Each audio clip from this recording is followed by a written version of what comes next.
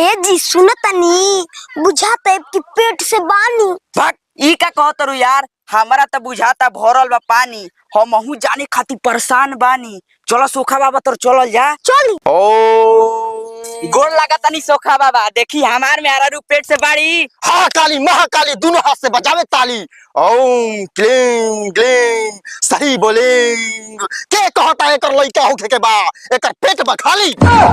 ए सोखा बाबा हमार वंशज के तरह चली तनी देखी ठीक से। हमर शक्ति बतावता, हमारा डेरा पर एकरा अकेला राती खाए आवे के पड़ी। ए बाबा इनकरा संगे केहू के आवे के पड़ी। भूल के ऐसन गलती मत करी है, ना तो केहू के मरे के पड़ी। एकरा संगे एगो औरत आ सकेले खाली। ऊ के है बाबा बताई हाली। ऊ ह तोर साली। हाँ बाबा ओके बुलावले बानी। चलो हो अइहो राती खा। अब राती खा काटा बच्चानी, एकरा सलिए के फेरा में पानी।